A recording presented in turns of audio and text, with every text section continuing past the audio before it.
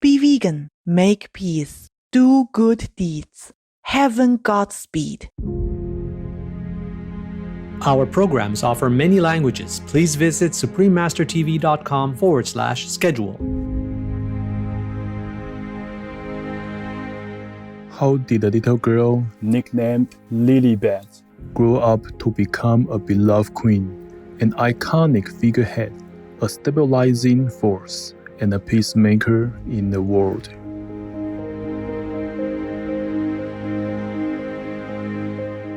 Her Majesty Queen Elizabeth II, a life of exceptional service, leadership, and devotion. Part 1 of 3. Continue watching to find out more.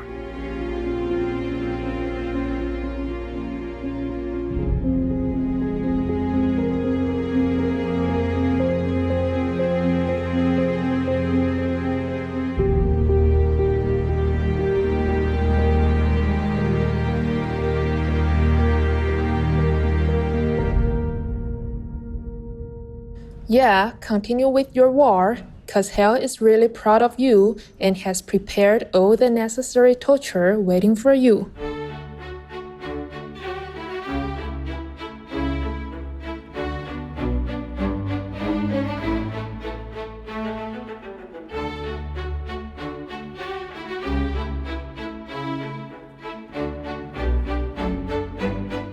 Cordial viewers, in times of darkness and confusion, it takes special courage to be a spiritual and moral beacon that lights up the world.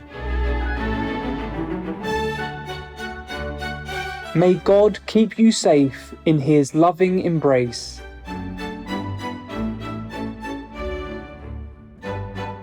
My name is Barnaby. Welcome to our show, Her Majesty Queen Elizabeth II, A Life of Exceptional Service, Leadership and Devotion, Part 1 of 3.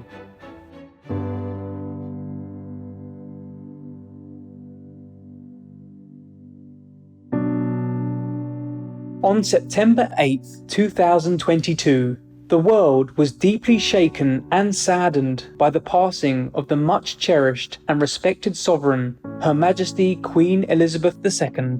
The sense of loss was felt on a global scale, beyond the United Kingdom and the other Commonwealth countries. With the morning sound of tolling bells echoing in the air, tearful crowds spontaneously gathered outside Buckingham Palace to share the sorrow and pay respect from the depth of their hearts.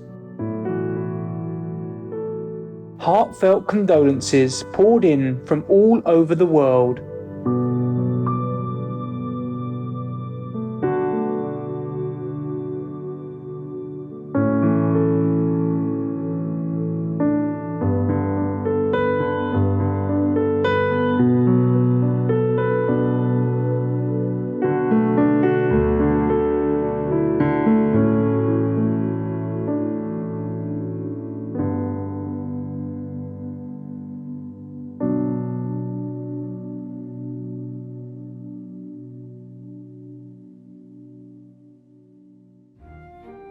As one of the world's most iconic and beloved figureheads, Queen Elizabeth II was an anchor in the storm of a troubled political world, a model of resilience and magnanimity, an embodiment of devotion to a life of service, and a quiet peacemaker for over 7 decades.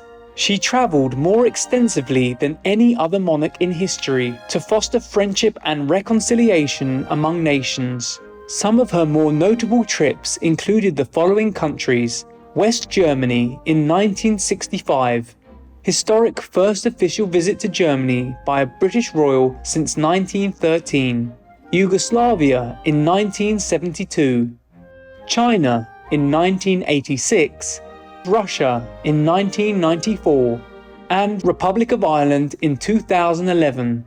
3 of these countries were governed by different ideologies than that of the UK, and she thus became the first British monarch to bridge the different forms of government.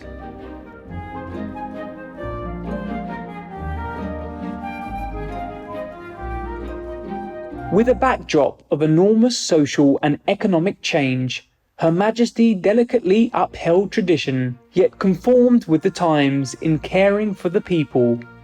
She governed progressively in the face of challenges such as decolonization and climate change.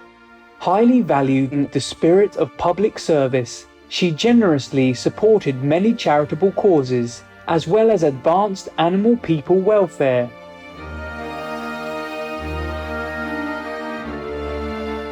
She was also an eminent patron of the arts.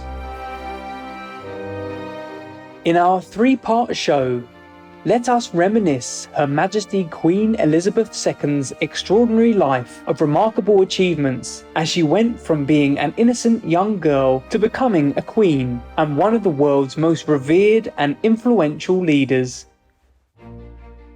Elizabeth was born in London, United Kingdom, at the home of her maternal grandparents, the 14th Earl and Countess of Strathmore, on April 21st, 1926, during the reign of her parental grandfather, His Majesty King George V.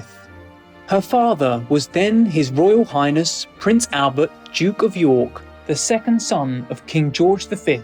Her mother, the Duchess of York, was formerly the Honourable Lady Elizabeth Bowes-Lyon, the youngest daughter of the Earl of Strathmore.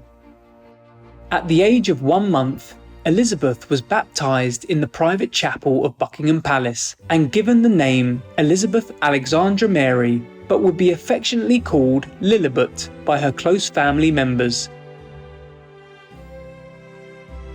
She had a younger sibling, Her Royal Highness Princess Margaret. The two princesses were educated at home under the private tutelage of their mother and their governess, with a focus on history, language, literature, and music. In her childhood, during the reign of His Majesty King George V, Elizabeth was third in the line of succession to the British throne, behind her uncle Edward and her father. Hence she was granted a decade of life without the pressures of royal duties and the expectations of being heiress to the crown. However, history was to take an unexpected turn. After the passing of His Majesty King George V, Elizabeth's uncle succeeded him as King Edward VIII, merely 11 months into his reign. In December 1936, Edward abdicated the throne in order to marry the love of his life. Consequently, Prince Albert, Elizabeth's father, ascended the throne and became King George VI, making Elizabeth heir presumptive.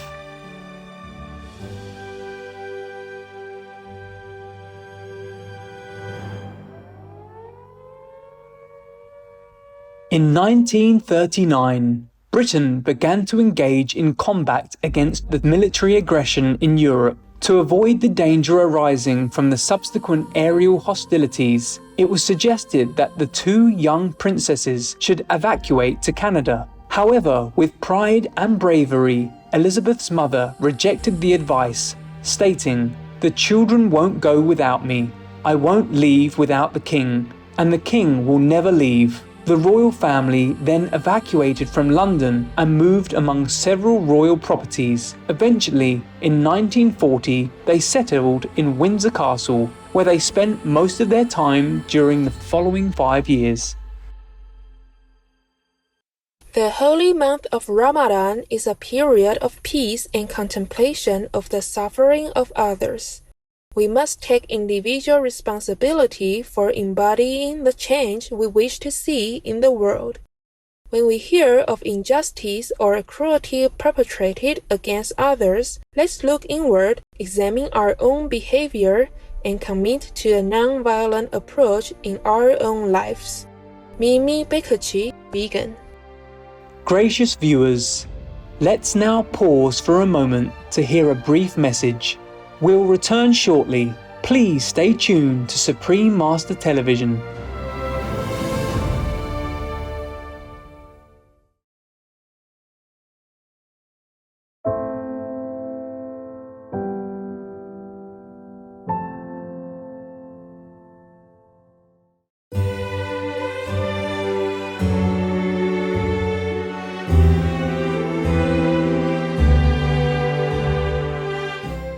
welcome back to our show on the life of Her Majesty Queen Elizabeth II.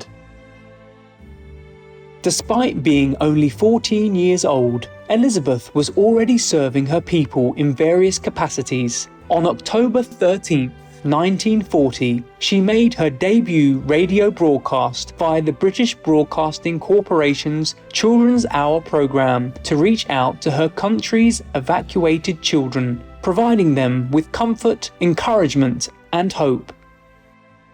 In wishing you all good evening, I feel that I am speaking to friends and companions who have shared with my sister and myself many a happy children's hour.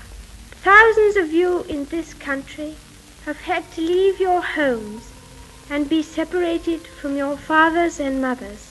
My sister Margaret Rose and I feel so much for you, as we know from experience what it means to be away from those we love most of all. To you living in new surroundings, we send a message of true sympathy, and at the same time we would like to thank the kind people who have welcomed you to their homes in the country. We know, every one of us, that in the end all will be well, for God will care for us and give us victory and peace. And when peace comes, remember, it will be for us, the children of today, to make the world of tomorrow a better and happier place. Starting from Christmas of 1940, for the next 4 years, Elizabeth and her sister Margaret staged pantomimes to raise funds for the soldiers fighting at the front line. In addition, together with a Girl Guides group, the sisters hosted soldiers to tea and sold hand-painted acorn ornamental buttons to collect funds to support the nation's effort in World War II.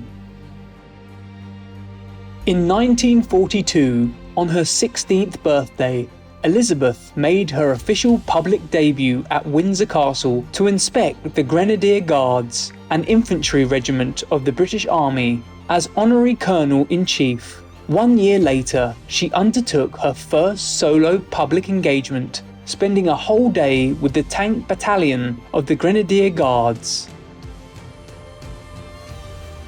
Right before Elizabeth turned 18, she became one of the Councillors of State and could act for the King in the event of his incapacity or absence from the country. In 1945, in solidarity with her people and nation, like many other young Britons, Elizabeth enlisted and joined the Women's Auxiliary Territorial Service, or ATS. Despite the King's reluctance, she was trained as a mechanic and driver. This made her the first female British royal to enlist in full-time military service.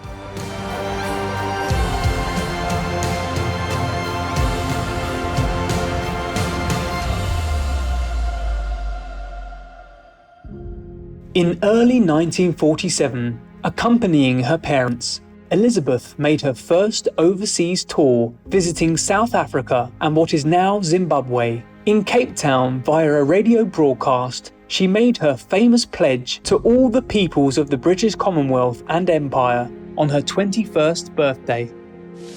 I declare before you all that my whole life, whether it be long or short, shall be devoted to your service and to the service of our great imperial family to which we all belong.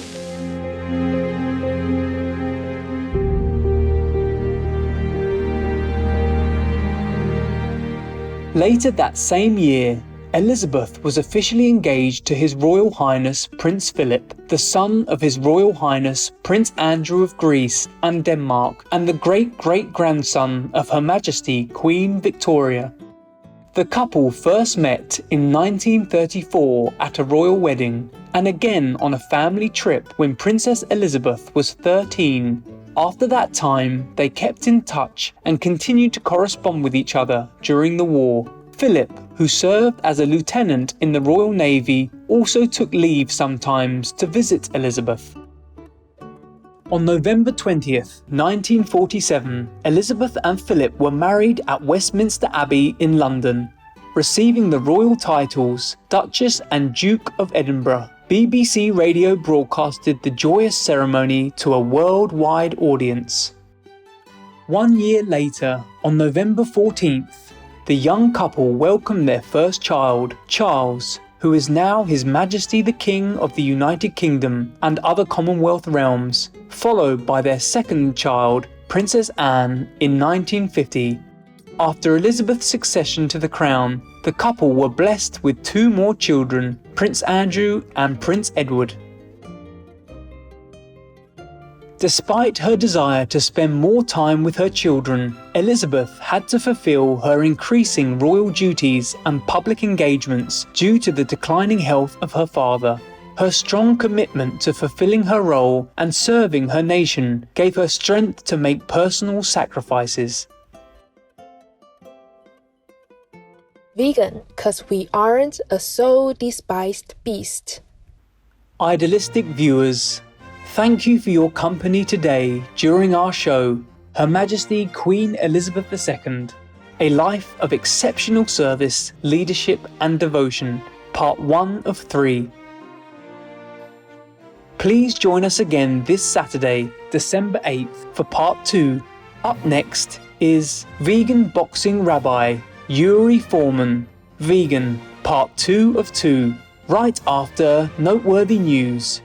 May heaven continue to bless our planet with more noble and wise leaders to usher the world into a golden age of peace, compassion, and prosperity. Be vegan, make peace, do good deeds. Hell not reach. Our programs offer many languages. Please visit suprememastertv.com/schedule and suprememastertv.com/MOS. Nos programmes offrent plusieurs langues. Veuillez visiter suprememastertv.com/schedule et suprememastertv.com/MOS. Nuestros programas ofrecen varios idiomas. Visiten suprememastertv.com/schedule y suprememastertv.com/MOS. Rancangan kami menawarkan banyak bahasa. Sila kunjungi suprememastertv.com/kehadapan, schedule dan suprememastertv.com/kehadapan, MOS.